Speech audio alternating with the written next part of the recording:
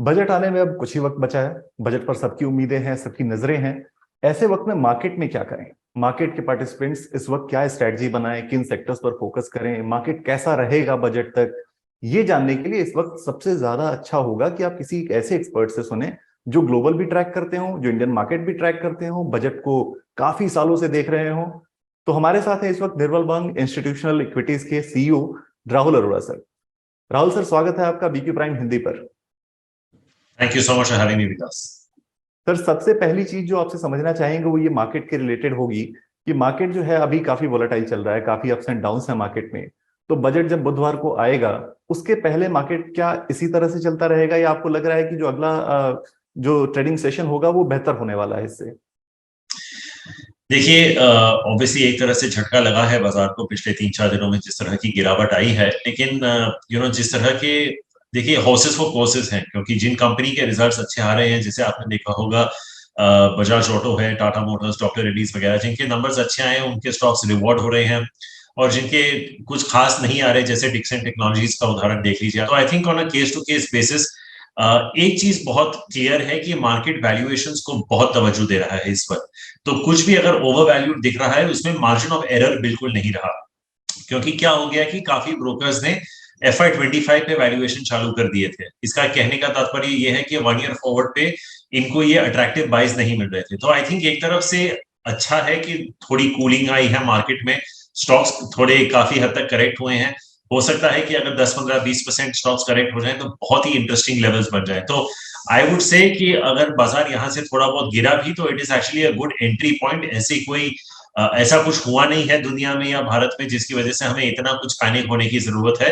Case to case news points आते रहते हैं, लेकिन हम हमेशा निवेशकों को कहते हैं या इन्वेस्टर्स को कहते हैं आप लॉन्ग टर्म पर्सपेक्टिव लीजिए। ऐसे बहुत सारे एपिसोड्स इंडिया में आए और गए, जैसे फेड रेट हाइक है या RBI रेट हाइक की बात करते हैं। तो आई थिंक इन सब के थ्रू बाजार आगे इवेंचुअली बढ़ ही जाता है। तो I think you have to view every decline as a constructive buying opportunity. और मुझे लगता है कि ये जो थोड़ी बहुत गिरावट आई है, it's actually a welcome correction for the market and stocks are starting to look reasonable on valuations. Exactly. So market गिर रहा है अगर, तो भी घबराना नहीं है, एंट्री पॉइंट्स यहाँ से भी मिलेंगे। ये राहुल सर का कहना है कि कुछ ऐसा बुरा नहीं हो गया है, ऐसी कोई परेशानी नहीं है जो बहुत लंबे समय चलने वाली परेशानी हो। सर, आपसे सेक्टर्स भी जानेंगे और मैं कोशिश करूंगा कि आपसे कुछ पिक्स भी अपने व्यूअर्स तक पहुंचाऊं, लेकिन उसके पहले एक चीज जो इस वक्त बजट में हर कोई अपनी उम्मीदें रख रहा है कि FM से उनको ये डिमांड है। एक मिडिल क्लास कहता है कि उन्हें टैक्स से रिलेटेड चीजें चाहिए, और बाकी जो अलग सेक्टर्स हैं, कॉर्पोरेट्स हैं, इंडस्ट्रीज हैं, सब अपने अपने डिमांड्स रख रहे हैं। तो मार्केट पार्टिसिपेंट के तौर पर आपको क्या लगता है कि मार्केट को इस बार बाजार से क्या उम्मीदें हैं, क्या ऐसा मिल सकता है मार्केट को? देखिए, दो तीन चीजें हैं इसमें, क्योंकि ये एक प्री इलेक्शन ईयर है। तो एक चीज तो लाजमी है कि गवर्नमेंट स्पेंडिंग काफी हद तक अग्रेसिव रहेगी। मुझे आज भी याद है जब उत्तर प्रदेश के इलेक्शंस हुए थे, जिस तरह के प्रोजेक्ट्स अनाउंस हुए थे और जिस तरह की इंफ्रा स्पेंडिंग हुई थी। तो अगर वही टेम्पलेट हम कंट्री वाइड अगर इसको लेके चले तो इंफ्रा स्पेंडिंग काफी गवर्नमेंट अनाउंस करेगी। कुछ चीजें बजट में भी अनाउंस करेंगी। और जैसे आप जानते हैं विकास, प्रधानमंत्री जी का ये जो टिल्ट रहा है कि बजट इज नॉट एवरीथिंग। वो थ्रू द ईयर कुछ ना कुछ करते रहते हैं, PLI स्कीम, ये कुछ ना कुछ आता रहता है। तो it's not like India is a one document based event के साल में एक बार आपका डॉक्यूमेंट आ गया और उसी पे कंट्री चलती है। I think this establishment has shown के टाइम टू टाइम ये कुछ ना कुछ मैन्युफैक्चरिंग के लिए करते रहते हैं, which is a very big long term positive. मुझे लगता है कि इंफ्रा इज वन। ऑब्वियसली उसके चलते फायदा ये होगा कि कौन सी चीजें इंफ्रा में इस्तेमाल होती हैं। तो आई थिंक सीमेंट का भी काफी हद तक एक इंटरेस्टिंग प्रोपोजिशन लगता है मुझे। सबसे इंपॉर्टेंट चीज विकास ये है, आपने मिडिल क्लास की बात की, टैक्सेशन की बात की। एक उम्मीद हमेशा रहती है कि टैक्स रिलीफ थोड़ा मिले। ऑब्वियसली एक अनोमली है कि कॉर्पोरेट टैक्स 25% है और सबसे जो कंट्री के वेल्दी लोग हैं वो 40-42% के इनकम टैक्स रेट देते हैं। तो आई थिंक ये हो सकता है कि अगर दोनों स्टार्टअप पे at the bottom of the pyramid and at the upper end of the pyramid थोड़ी अगर टैक्स रिलीफ आपको मिल जाए, लेकिन वो ऑब्वियसली ऑफसेट होनी पड़ेगी किसी और इनकम स्ट्रीम से। तो अगर आपके GST कलेक्शंस बहुत स्ट्रांग हैं, आपको लगता है कि आपका डिसइन्वेस्टमेंट पाइपलाइन रियलिस्टिक है, तो अगर आपके टैक्स प्रोजेक्शंस ठीक ठाक बैठ रहे हैं, तो जो bottom of the pyramid tax exemptions है अगर उनको थोड़ा बढ़ा दें और ऊपर के अगर आप टैक्स रेट्स को थोड़ा नीचे ले आए, अगर गवर्नमेंट के पास इतनी मनूवरिंग स्पेस है, तो that will be a huge market positive. तीसरी इंपॉर्टेंट बात होगी फिस्कल डेफिसिट की। आई थिंक लोग 6.2% का नंबर लेके चल रहे हैं। उस पे अगर कोई स्लिपेज हुई तो I am not sure how the market will take it. और एक बहुत ही महत्वपूर्ण बात जो आप भी जानते हैं वो एलटीसीजी के बारे में है।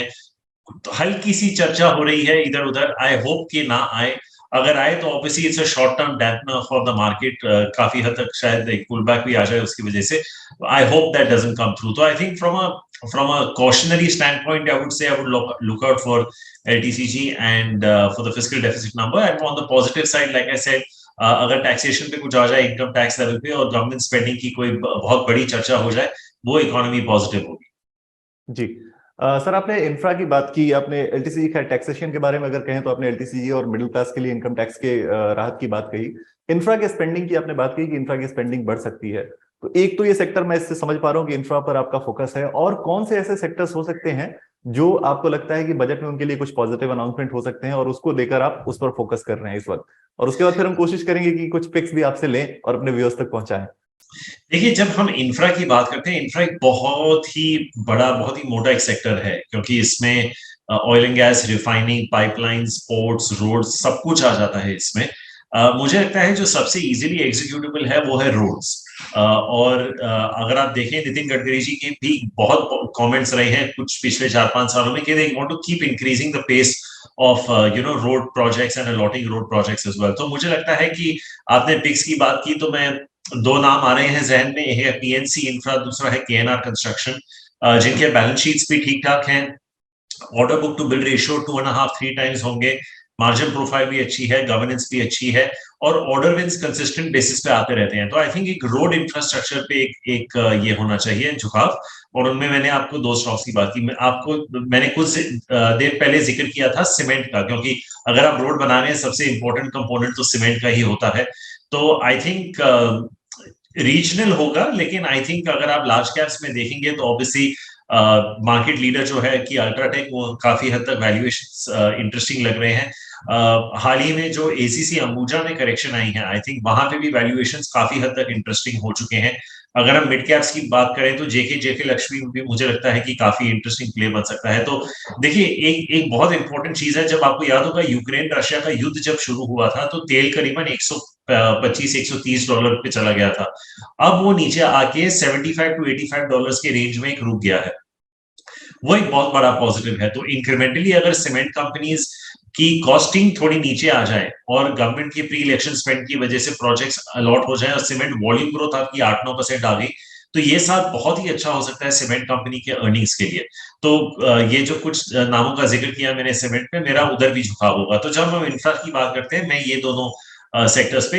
एक और विकास जी, जो लोग अक्सर सोचते नहीं है, क्योंकि अगर प्रोजेक्ट्स अनाउंस होते हैं तो प्रोजेक्ट्स को रेट करना पड़ता है, तो इनमें रेटिंग कंपनीज का भी फायदा हो जाता है। और हमारी 3 लिस्टेड कंपनीज हैं, तो आप वैसे लिक्रा केयर, जहां पे भी आपका कंफर्ट है, क्योंकि इवेंचुअली ये ही वो प्रोजेक्ट्स को रेट करेंगे और उनके बिजनेस के लिए भी अच्छा होगा। तो I think infra, cement and rating agencies could be a good way to play it. जी। सर, आपने ये स्ट्रेटजी के साथ साथ कुछ पिक्स भी बता दिए व्यूअर्स के लिए। इससे अच्छा क्या हो सकता है कि आपने बजट की पूरी तैयारी करा दी। क्या ऐलान हो सकते हैं, क्या चीजें मिडिल क्लास को मिल सकती हैं, मार्केट के लिए क्या हो सकता है, और फिर सेक्टर्स और पिक्स। एक चीज बस, एक आखिरी सवाल आपसे थोड़ा समय ज्यादा लेते हुए पूछना चाहूंगा कि बजट के दिन मार्केट को कैसे ट्रेड करना चाहिए एक ऐसे इन्वेस्टर को या एक ऐसे ट्रेडर को जो बिल्कुल नया है मार्केट में। क्या वो जंप इन करे या थोड़ा शांत होकर देखे एनालिसिस को? एक ये टिप्स आपके लिए, आपकी तरफ से उनके लिए। देखिए, आई डोंट थिंक आज 2023 में बजट की ऐसी कोई क्षमता है कि मार्केट का डायरेक्शन बदल सके। इकोनॉमी को एक डायरेक्शन जरूर मिल सकता है अगले 1 साल के लिए, लेकिन फॉर वट एवर रीजन अगर बाजार नीचे गिर भी गया उस दिन, जो भी वजह हो, मैं कहूंगा कि आप अगर एक लॉन्ग टर्म व्यू ले। देखिए विकास जी, बहुत सारी ऐसी बड़ी बड़ी चीजें हुई हैं हिंदुस्तान में, और आपको याद होगा जो लास्ट बड़ी चीज थी वो तो कोविड थी। 7,500 का निफ्टी 18,500 हो गया था। तो I think markets eventually climb the wall of worry. Short term में भले ही आपको थोड़ा उतार चढ़ाव देखने को मिले, लेकिन मैं दोबारा रिपीट करता हूं कि budget generally Lay's the foundation from an economic stand point for the next 1 year. आज की डेट में बजट का वो महत्व नहीं रहा जो शायद 90s या अर्ली 2000s में होता था, जहां सब कुछ एक डॉक्यूमेंट में निर्भर होता था। I think if anything this establishment has proved, वो खुद प्रधानमंत्री जी अगर आप उनसे पूछेंगे वो कहेंगे कि मैंने बजट को नॉन रेलेवेंट कर दिया, क्योंकि साल भर इतने अनाउंसमेंट्स आते रहते हैं, वो जैसे मिनी बजट्स वगैरह की के तौर पे। तो I don't think, if for whatever reason, हो सकता है उस दिन ग्लोबल कुछ खराब हो, कोई और न्यूज हो, आपको सिर्फ इतना देखना है कि आपको कौन सी कंपनी किस कंपनी में इन्वेस्ट करना है, और अगर आपका भाव आ जाए, just drown out the noise और आप वो खरीद लीजिए। अगर आप थोड़ी सी अगर करेक्शन भी आ गई, देखिए अगर आप 100 रुपए का स्टॉक ले रहे हैं और आपके जहन में ये है कि ये स्टॉक 150 हो जाएगा, तो जब वो 100 रुपए का 90 होता है, उस वक्त आपको पैनिक करने की जरूरत नहीं है। अगर आपने अच्छी क्वालिटी की कंपनी ली है, इनफैक्ट आप एवरेज भी कर सकते हैं, क्योंकि इवेंचुअली वो 150 ही नहीं, वो 200 250 भी हो जाएगा। तो आई थिंक एक ऐसे अगर आप माइंडसेट से अप्रोच करेंगे तो बजट एक एक एक्सरसाइज है, आराम से हो जाएगा, and it will be business back to normal when we come to office on the 2nd of February। Thank you so much Rahul sir, आपने बजट की पूरी स्ट्रेटजी बता दी, गुरु मंत्र भी दे दिया कि बजट के दिन मार्केट को कैसे ट्रेड करना है या फिर मार्केट से कैसे आपको क्यूज लेने हैं। पिक्स भी आपकी तरफ से आ गए हैं।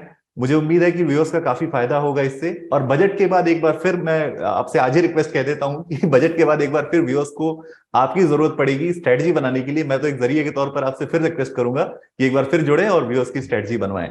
Thank you so much Rahul sir. Thank you so much Vikas, thank you so much.